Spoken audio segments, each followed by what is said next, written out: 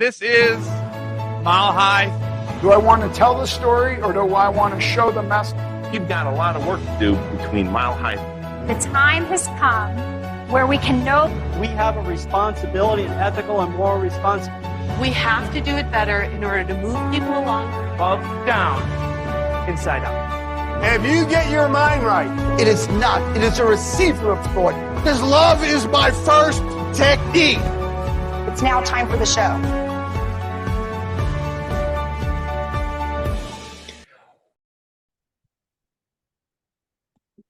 Welcome to the Mile High Podcast. This is your host, Dr. Daniel Knowles. Thank you for joining us from whatever altitude you are streaming, downloading, listening, whether it be on Apple or Stitcher or whatever, or YouTube. Make sure you hit subscribe so you never miss any Mile High tick. We know we're growing our audience on Spotify too, which is all super exciting. Grateful to see more and more people listening and watching. Make sure you hit subscribe so you never miss any Mile High tick. And of course, make sure you hit register to rise up to Mile High in September. It's easy to get all the details about that at riseuptomilehigh.com. And really grateful to have today's guest, one actually phenomenal chiropractor, Don McDonald. He's a chiropractor, he's a podcaster, has a great podcast that we'll be talking about. And he also graduated from Palmer around the same era of me. He was a 1997 Palmer graduate and is going to be teaching out here in the Mile High State in just a few weeks. He developed something called the McDonald safety corridor protocol. I know we'll be talking about that. And him and his better half, which is what I say about mine as well, his better half, Brandi, have put together an incredible project called the Informed Chiropractor, and they're influencing so many lives around the world. So really grateful to have you with us today, Dr. Don McDonald. Thank you for joining us. Well, thank you for having me. It's nice to have someone on the same time zone because we're just way north, but we're still mountain. So we're still lined up just straight down or straight up. Yes. That does make things easier. And also when we're in the same era of chiropractic, that also helps things as well. And I've got to ask you, since you are going to be coming out here May the 4th, and which we will touch. Since when have you been a Yoda fan? Because you told me there is no try, only do or don't do is your favorite quote. Well, I think it's just from over the years talking to practice members, I've referenced that quote so many times because people are trying to exercise, they're trying to get better sleep, they're trying to decrease their stress, they're trying to do everything in their life, and I always reference that until one day I was on Amazon and I actually saw a poster with Yoda, and so I bought it for my adjusting suite, and so now every time I just tap him on the shoulder and I point right to the sign. So I have it right in my office. That's great. Well, so then at some point you decide to not try to be a chiropractor, to actually go to school and do chiropractic. Share for people just to get to know you a little bit off the top of the bat. Share about how you got inspired to become a chiropractor. Well, it all started with basketball because the only thing I cared about all the way through high school was basketball. It was my one-track mind. It was in the old days, if you remember, you'd have to write away to get exercise programs or jumping programs through magazines, through the post office. I remember that. And so I would be researching stuff, just learning on how to play basketball, going to basketball camps. The challenge was I had chronic tendonitis in my knees all the way through high school. And so I grew up in a little small town called Grand Cache. I moved to the city that I currently live in for my grade 12 year because I wanted to play at a higher level basketball. However, at that point, now I was basically running on my legs 5-6 times a week, and knees got really bad. And so I got referred to physiotherapy. I was taking Tylenols. I was just taking drugs just so that I could get through warm up just to play. Oh, wow. And I still kept struggling. Then I went to college, and again, the struggle just continued. And it wasn't until I was at college in Red Deer where someone referred me to, well, it was actually my sister referred me to a chiropractor. And I went in, and they took x-rays of my spine, and he said, look, you got like crazy forward head posture. Look at all the stuff going on in your spine. I had at the time exercise-induced asthma, and my chiropractor said this might all be related to it. And I said, oh, no, silly chiropractor. It has nothing to do with my spine. It's only my knees. It's only Right. my knees. It's like my knees float outside my body, and they don't attach to anything. And so he basically said, well, what's everybody been working on in the last 4 years? And I'm like, my knees. And he said, how's that been working? I'm like, okay, you got me. And so I started under chiropractic care, and that whole year, like I got off inhalers. I was getting sick all the time. And I also had, basically I would have been like attention deficit. And actually I just realized recently I have dyslexia. And so I had such a hard time in school just focusing because I'd be so fidgety and stuff. And my marks all went up. My free throw shooting percentage went up. My knees got better. After that whole year in school, I took recreation administration because I wanted to pick the easiest thing in school because I didn't want my school to interfere with basketball. And after that year, I switched to science, and boom, like 3 or 4 years later, went to Palmer because my chiropractor went there, and that was the start of the journey. So what was something that, like, the first time you really got excited once you were in school about chiropractic? Not that you weren't excited before you went, but what's something that, like, you heard in school and like lights went off and said, this is really a great choice I had made to go to chiropractic school? I think like it was funny because I got so turned on before I went to school that it was probably in school, like, your first couple times in school, like you're talking to other people and they don't really understand chiropractic like you do. But I just think just knowing the potential, I was always big into like sports. And so I realized that if I worked hard on my sports, I could increase my activity and I could increase my function and my skill.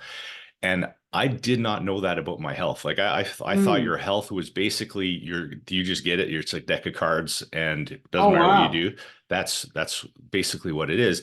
And I didn't really realize just the importance of like the nervous system, removing interference, being able to adapt to the environment. Like those kind of things were like kind of mind blowing to me. And then also just experiencing my health journey. Actually, the funny thing is the first year when I was a chiropractic patient, I referred 20 people in the first year, and Wow. And so that's why my chiropractor said, "Hey, you should be a chiropractor." And I'm like, Wow. "Yeah."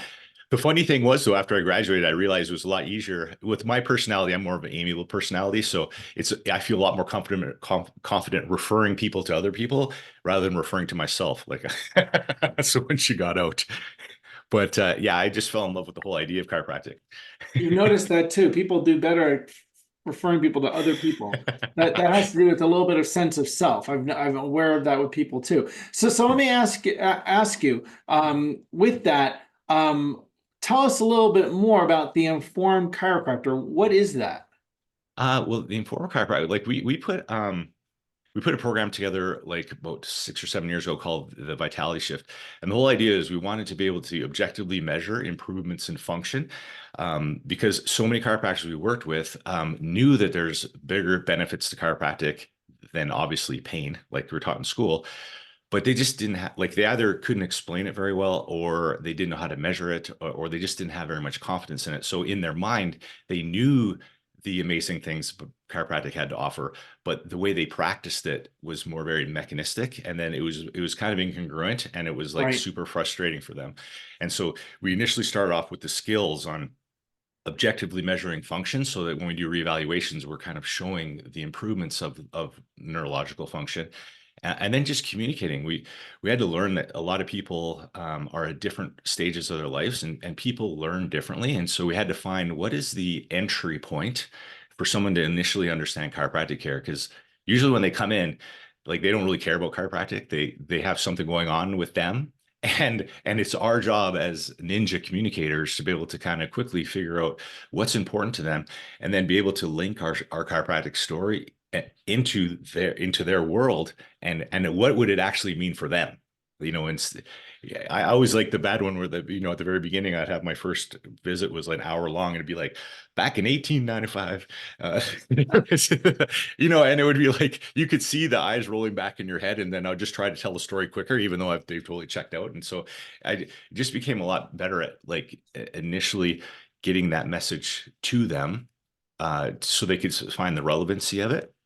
And so that's why we create the Informed Chiropractor. And the Informed Chiropractor is just basically informed about business, informed about communication, really informed about technique. I've just recently been starting to teach a lot more technique for adjusting. And then we really have gotten to the polyvagal theory, because a lot of the science that the polyvagal theory has discovered, it just links beautifully with chiropractic principles. And I think it just helps to amplify us as chiropractors, to even amplify what we do as chiropractors even more. Well, you used a great phrase. I'm gonna steal that one. Ninja communicators. We do have to become ninja communicators as chiropractors. What are some ninja communication tips or strategies? Well, I called it the subluxation love languages, and I picked this kind of from the love languages book. How, like, if you're in relationships, you can find out what your partner's love language is. And so I broke it down into three. And so I think of it like subluxation in the middle, and like the three love languages are entry points to kind of come into the middle. And so one was function. And so this is like Sporty Sam. I call them Sporty Sam. So this would be like the athlete who's maybe a little bit older, like our generation, or younger too. And they want to improve function. And then we called then Stressy Susan, which is one that's just like totally overloaded in stress. So we call it sympathetic dominant, or even now we call it dorsal dominant, because they're like in that kind of tense area. And then people were just interested in improving posture, so we call them posture Pams. And no matter what, that would be their initial interest in what they wanted to achieve. And then eventually, under care, we kind of like lead them around the whole thing, just to kind of understand the depthness of subluxation and what that does to the human body, and as we remove it, how it improves function and health. Wow, I love that. I love that. I'm going to start telling people that they're posture Pam. Or Paul, depends. And also, Right. you don't want to offend anyone, so whatever they want to call themselves. Yes, it'd probably be good. But now for many people listening, it's an interesting experience to share a practice with a significant other, whether the significant other is a spouse or not, because very commonly there's a spouse that might somehow be involved with the practice. What are some things that you noticed on that journey of being with a spouse in practice? There's certainly gifts to it for sure, and there's also things that might be I don't know if obstacles, but instabilities that have to be navigated. What's been like with that, you two being able to learn how to run a practice and then even more together? Yeah, I think in general, typically you marry the opposite personality of you. Often you marry Right. someone who's different than you, because that's just Right. opposites attract. When I first was in practice, if I was hiring staff, because I just didn't have any experience, I would just pick people just the same as me. And so the challenge was, you're good at the same things and bad at the same things. The great thing about having your wife in practice is that and again, I wanted her to come into practice for about 2 or 3 years before she actually did, just because her skill set, she was already very good at managing staff. She worked in the social work field, and she was like an executive director of a nonprofit organization, all that kind of stuff. And so I knew that she'd be amazing if she came in the practice. She did. And so initially, like I said, my practice like tripled, I think, in the first 18 months that she was there, just because, like, I didn't realize how much, if you don't have confidence in your front staff and your chiropractic assistants, even when you're adjusting, you always have like an ear to the front. Like, you're always never 100% present, just because you're always kind of like being super aware.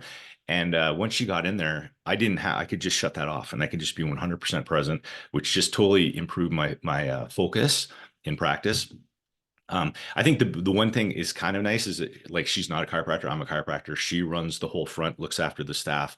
I look after practice member care.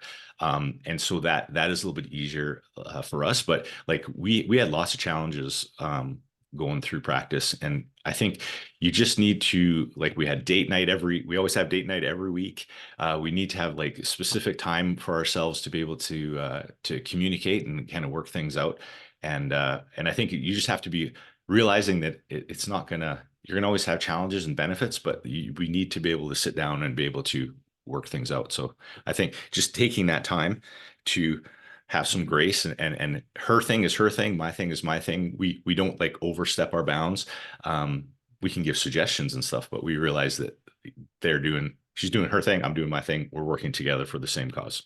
And also, I mean, look, I'm a husband-wife chiropractic team, and you can be a team whether they're a chiropractic assistant or a spouse who's a DC.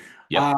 There's also incredible gifts in that, Mhm. where there might be obstacles or things that are, challenges. I don't even like either of those words. I'm a different word I'm looking for when I come in. But there's also gifts, like to Yeah. have your significant other in the practice. What are some of those?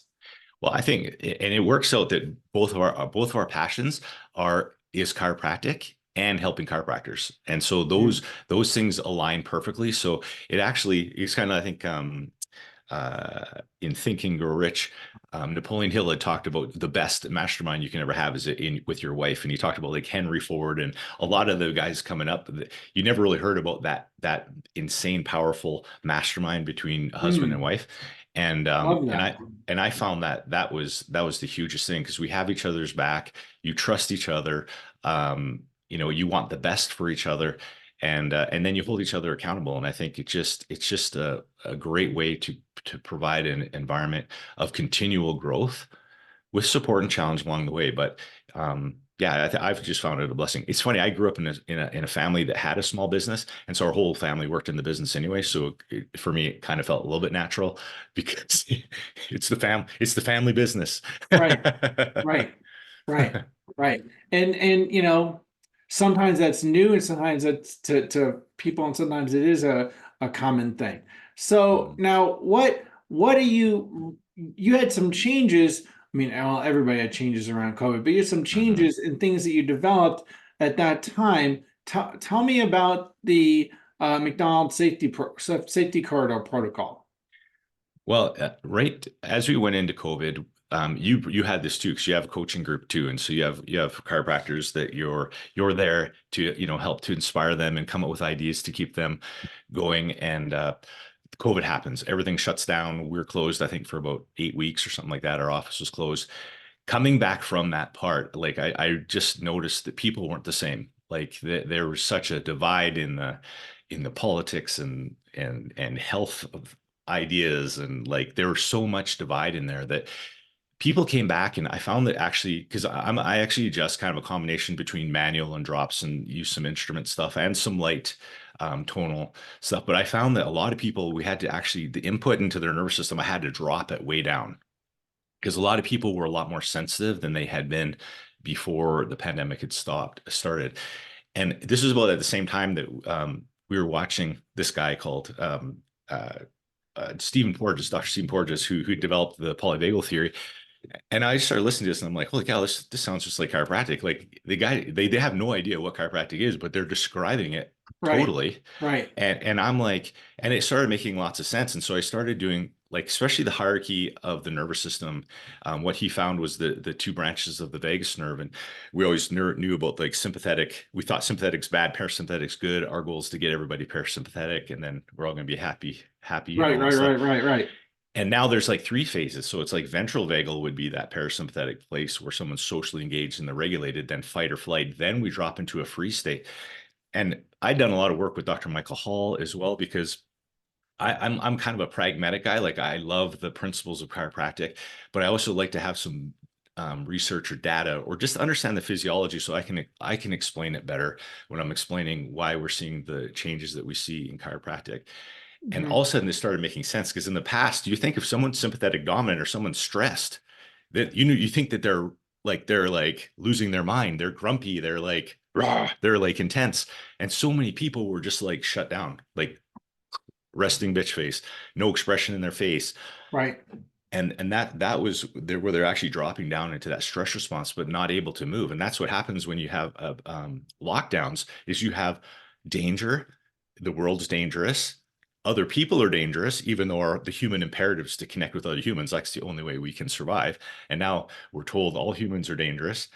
And now we're not allowed to move either. So we're basically stuck in like a lizard would be like just stuck under the water, holding our breath, hoping that everything's going to get better in the future. So I started kind of following the path of the vagus nerve, doing my regular chiropractic adjustments, and then just checking a few things along the way. And I just found that people were opening up, and I was able to use a lot less force. You teach network, so you totally understand all this stuff. Right. For people who've never been exposed to it, it kind of blows their mind. And then they're holding their adjustments better. And so I started teaching this to some people in our group, and then we just for fun. We've probably had 100 chiropractors go through this little kind of protocol. I call it just an amplifier onto chiropractic technique, which just helps to, like in polyvagal theory, they say it's not enough just to take away cues of danger, which subluxation is danger or like a trauma into the nervous system if we don't have proper movement or subluxation. But the nervous system also benefits with cues of safety. So we also want to add something into that nervous system that gives it a safe feeling to be able to open up and get into that connected state. And it was just that little extra that we added into it that was super helpful. And then also they have a really good explanation on why it's important to be present, which they call it neuroception, which is like the nervous system to nervous system communication that's nonverbal. A lot of chiropractors we talked to before were like, my life's in shambles, but it's okay. When I'm at practice, I'm different than when I'm in my life. Yeah. And I'm like, but it doesn't work that way. But if you understand it, like if you understand the why, it makes it more important to look after yourself so that you can be more present, so that you can have a more amplified adjustment. Right. And for people's bodies not to be in defense. Yes. And that helps them also as well, not continue to see the world that way and what they attract in their life. So you talk about a vitality shift, and that chiropractors shift towards a salutogenic model. Can you describe to people, and I think most of our listeners are going to know what a salutogenic model is, but maybe not, but what is the shift that has to happen there?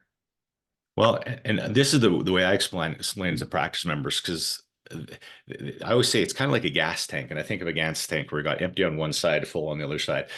Medicine is pathogenesis, which it's like the empty on the other side to the center, and this is all based on symptoms, right? And so, we know medicine is diagnosing a symptom, diagnosing a disease, which is a bunch of symptoms, and then using drugs or surgery to treat the symptom. So that's kind of like on this halfway through, and then you get halfway full.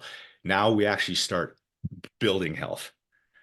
And so we talk about salutogenesis is on this end of it. We're actually playing, I call it playing health on offense. We're in Edmonton, and so I use this example all the time. People might not understand this, but I'm a big Edmonton Oilers fan, and we're getting close to the playoffs here pretty soon. But the thing that drives us crazy about the Edmonton Oilers is they usually wait till they get 2 goals scored on them before they even start playing. So usually in the first 10 minutes, we're down 2-0. And so I say, like, I like to play my health, not like the Oilers. I would like to get a lead right away, and that's salutogenesis. If you wait until you're losing, then you're pathogenesis. So that's the kind of the delineation that I help with my people to understand that. Which means if they've got to do that, what do they have to do differently in practice to make that shift? Like, you mean the chiropractor or the chiropractor? Well, I think you want to make sure that your office is set up to promote that. So you're either measuring stuff that's on this end of it. So if we're only talking about symptoms, or like we always come out of school with like the ortho neuros are all in the regulated countries. There's certain things that we need to do in order to put in our notes to keep our license. That is the pathogenic side. But if you don't really have anything on the other end of it, whether it's education or whether it's measurement, it makes it tough to do that. Like, there's some people who are just innately gifted chiropractors that can communicate it, and they have the confidence in it, and they just say what I say it. Even if they have a driver personality, often they'll just say it with confidence and conviction, and people listen to them. Right. If someone's a little bit more amiable, we want them to understand it along the way. And so we want to have more tools that are helping them understand that we can still do mile markers and measure improvements in function far beyond how they're feeling. And that's so important, especially just getting them away from the progress is how I'm feeling, that there's so much more to progress in many things in life than how you're feeling. Actually, So, that reminds me is that there is a different feeling. So kind of one of our taglines is bringing the feeling back to chiropractic, because when I first was like getting into like kind of subluxation based chiropractor, it was like, I ain't talking about pain at all. We're not right, talking about symptoms. right, Forget it. right. And so now what we're trying to do is we're trying to rephrase feeling into what's called interoception, which is the feeling in our body. And we're not talking about pain. We're talking about, I feel tense, or I feel heavy, or I feel like being able to put words to those emotions. Because those are the things that we really notice on the salutogenic timeline, is that if someone's feeling a little bit tense, or they're feeling anxious, or they're feeling like dreadful or something, and then you have an adjustment and then it helps to regulate that nervous system, that is an improvement. But if we're not getting them to learn what those feelings are like, and then what does it feel like when we're regulated compared to when we're dysregulated, Right. then they can actually start to tell, like it's catching it quicker, right? It's like for the Oilers, they start to see the other teams breaking out of their end a little bit quicker, so they change their offense before their defense before they get scored on. Right, right, which would be a good thing to do. So, Yeah. and also you've worked with Dr. Michael Hall, and both in books and more. Can you share about working with him? Yeah. In Alberta, it was probably about 15 or I don't know, probably 15 or 16 years ago. There was quite a big stroke case that kind of went all through the media, and it Oh, kind of shook everybody's confidence in chiropractic. And so I was trying to find, at the time I was president of the Edmonton Chiropractic Society. I was just trying to find someone who could blend, like, chiropractic is chiropractic. Like, can I find a chiropractic neurologist who who thinks that chiropractic is the number one thing, like everything builds on chiropractic care. And so we found Dr. Michael Hall, and we ended up bringing him out to Edmonton a few times, and then it turned into 8 times we brought him up. And the funny thing was, is he was going through all this neurology stuff, and I had these chiropractors who've been in practice for like 20, 30 years come up to me at the end and saying, I don't know any of these tracks and neural tracks, and I'm stressed out because I don't remember all this neurology from school. And so what I thought we would do is do some interviews with him and then make them on CDs. Back in the old days with CDs, and chiropractors started doing that just to kind of get through understanding like the neurological effects of like forward head posture, learning about proprioception and how that affects the prefrontal cortex. It all blends together with what we're doing now, because even the polyvagal theory is basically the brainstem detecting danger or safety in your environment, which when it does feel safe, that's when it turns on that prefrontal cortex and helps regulate our nervous system. So we spent probably about a good 4 or 5 years doing a lot of different seminars and stuff with Dr. Michael Hall.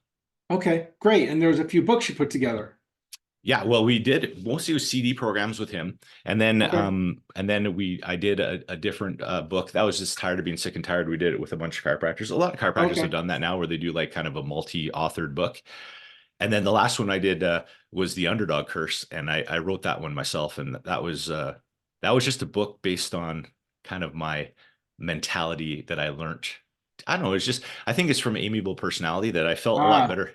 I felt a lot better being an underdog, and then as soon as you're favored, like there's more stress. So sometimes people will sabotage their success because there's a lot less stress if you're an underdog compared to mhm. like if you're expected to be successful. If you're rocking out in practice and everything's going amazing, no one's feeling bad for you. Right. Usually they're the opposite. They might go after you. Right. Oh, it's sadly true. It's sadly true because people like to knock them down.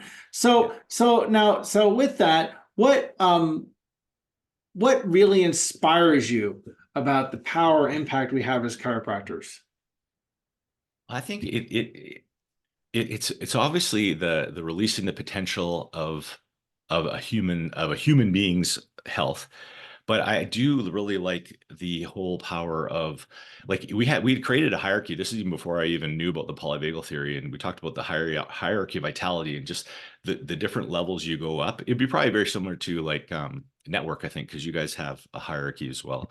But at the very top of it, it was creation and connection. And so what happens is, if we're in autonomics, if our autonomics are regulated and we're connected to ourselves and our environment, we become a lot more creative. We become a lot more collaborative, because I think our innate response as human is to grow and to improve. And probably the best environment you can get in that is under chiropractic care with health and healing and Right. connected to the environment and also being connected with like-minded people and all that stuff. And I love potential. It started with sports, then it went to health, and now we work with chiropractors with business as well, because really it's everybody has the potential to have their dream business, their dream chiropractic office. And it all starts with your health. If you don't have your health in your spine, you don't have it. Right. I mean, that's quite quite important, and people tend not to realize or put it in the front. So, Yeah. tell us tell us, share a little bit about your podcast. It's got a lot of downloads and listeners. Yeah, I started the podcast probably about 5 or 6 years ago, and again, I initially started off. It was called the Vitality Shift, because what I wanted to do is because we found so many chiropractors that wanted to be more in that vitalistic salutogenic model, but they were practicing kind of in a mechanistic model. I wanted to get as many different examples of people and chiropractors as I could who had made the shift, kind of made that shift at some point in their office. They made that shift. And so, yeah, I think I had about 150 interviews with chiropractors that have made that shift. And now we've kind of moved that into, not only that, is using the polyvagal theory, even just to even shift it even more powerfully. And now it's also going into yourself. Like when someone is regulated as a chiropractor, their whole life changes as well, because you have better communication with your family and your kids. And then you're even more powerful chiropractor. And so it just kind of amplifies everything on top of that. And so I basically, we started that a while ago, and it kind of took off, and we've been really enjoying the ride ever since. Tell us a little bit about the event that you're doing in Colorado. Well, my Brandi is the one, she forced me. I didn't want to teach chiropractors technique, because I always felt bad, because I'd been to a couple of technique seminars where the instructors telling everybody that their technique sucked, and they would never, if they didn't do it exactly the same as how they do it, they would do a disservice to their patients. And so I kind of had a personal charge behind that, so I was like, I had to get over that. But basically what I've done is we've had chiropractors come to this. It's called the McDonald Safety Corridor Protocol. We have 3 different levels now. So the first level is basically introduction just to the principles of the polyvagal theory, and just kind of melding them through adjusting, just as far as mindset, your attention to the physiology, like understanding the new physiology. Like actually, like there's no even schools that are talking about the 2 branches of the vagus nerve, and the physiology is actually different than we even got taught. Like that's not even the way the physiology is. So understanding the physiology, understanding what the end in mind is, like what do you want as an end result after your adjustment, like in the physiology. That's a good one. What are you looking at? So if you understand what the end in mind, then the other parts are just strategies and different ways to get them there, if that makes sense. And so our level 1 is basically, we're doing like occiput, talking about the five different cranial nerves of the social engagement system, which is really cool, because 2 of those cranial nerves actually control hearing. And so it totally explains the Harvey Lillard story, which is amazing, because if our body's in a threat physiology, it shuts off our social engagement system, which we don't talk as well, hear as well, see as well, like all those things. And then to be aware of that when we're, adjusting someone, to see the difference in their facial expressions, the tone in their face, their hearing, their vision. Ribs are really important, because the ventral vagal is the whole rib cage. So we just want to make sure ribs have full movement, and just different ways to adjust those. And then as we get down into that lower rib cage, diaphragm, viscera, your just the hip flexors, the pelvis, just understanding what protection looks like and how to unwind that protection. So it's like shoulders, hips, all that kind of stuff. So we have 3 levels, and we're just doing level 1 in Denver. We do small groups, so I think we only usually do about 25, and we have, I think at the time of this reporting, we have probably about 4 spots left, so we're almost full. How do people get more info on it? Where do they look up? If they look up www.theinformedchiropractor.com/Denver, and that will have all the information on that event. I'll make sure to get that in there for people.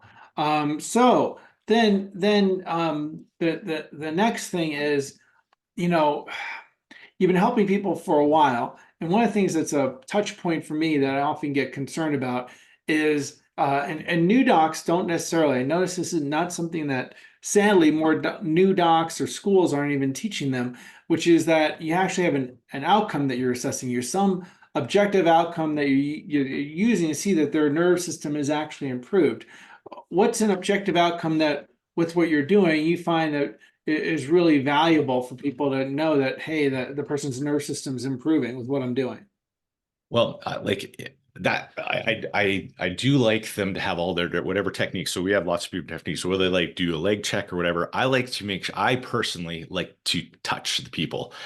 I like to make sure that the suboccipital region is in a state of ease. I like to just double check and make sure the whole trap, first rib area is in a state of ease. I like to double check diaphragm state of ease, pelvis in state of ease. So those are going to kind of my key end indicators. Like that's like kind of the end in mind. Mm-hmm. And the nice thing about this is whatever your technique is, if you can get that end result, then that's great. Mm-hmm. And then if you have a hard time, then you might want to like learn a few different techniques in order to get to that state a little bit easier. Mm-hmm. Mm-hmm. Well, good. Now that you've been practicing as long as I have, more or less, within a few months, what is something that you would love all chiropractors and chiropractic students to be aware of or to know? I just think it's the power of the adjustment. It's funny. We just had a student just observe, like they came up from a chiropractic school just to observe on Thursday, and or no, it was on Saturday, and it's funny because in school, a lot of the schools really do not put an emphasis on the chiropractic adjustment. And so they're doing trigger point work, Graston, like all these different kind of modalities to take the tension. Like their goal is trying to get ease in the tissue, but it's going it from kind of the hardest way to go. And so I think if you get a really good adjustment, about 90% of that tone is taken out of the tissue before you even have to do a modality. But I just think if you understand, and again, I think adjusting is like a skill. It's like I'm a big sports guy. I'm like, it's like hockey or basketball. Like how much do you practice? Like I just heard Tony Robbins talking about, I think it was Steph Curry, and he was talking about Steph Curry, how many shots he takes every week, and then how many he actually takes in a game. And the one you see in a game is only like something like 0.5% of the shots he takes during the week. Wow. And so I just ask a chiropractor, I'm like, how much do you practice outside the game? And unfortunately, a lot of chiropractors, it's almost 100% in the game. Oh, wow. And so, or just focusing on the skill or making sure your body position or their body position or being aware. And so, I just think like the focus to technique has waned so much that now we're graduating so many more chiropractors that don't feel that confident in adjusting. And when they don't feel that confident in adjusting, then they're going to start doing something else because they actually don't feel good at doing it. So they're going to do something that's in physio realm or something else. And then all of a sudden, all these chiropractors think that the adjustment isn't that powerful because a lot of people aren't that good at doing it. And so, but I say, until you get adjusted by a master, and it doesn't matter what technique it is, that's not the same as like someone who just like, he might do the same sort of adjustment, but they're not like in that present time moment focused on the tissue. Like there's that secret sauce when someone is like kind of a master who's practiced this. So they just have it innately. It'd be like Tiger Woods. If you say, what do you want to do with that ball? This is before he hurt himself. But what do you want to do? How do you hit like a draw? And he just says, I just hit it. I just hit it. He doesn't have to think of all the individual mechanics anymore. He just knows what the ends in mind is. And then he just gets his body to do that. And I think if a chiropractor can get to that point where, we know what the end of mind is, we want it to be kind of like a master chef where, at first you make muffins. That's how you learn a technique. You follow all the recipe to make muffins. And then once you become a ninja at it, they'll give you like a box of ingredients. And then you say, make muffins with this. And they're like, okie doke. Now I can use creativity to get to the same end result. But I can only get to that if I've mastered the basics. Right. And chiropractors, this is something that's missing now, is people do their best to, replace chiropractic with something else or add something on top of it or around it instead of focusing on improving a person's nerve system.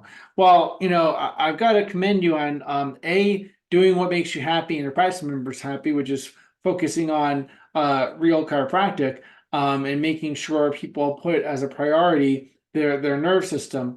I really appreciate that. That's where you guys are living in terms of your practice.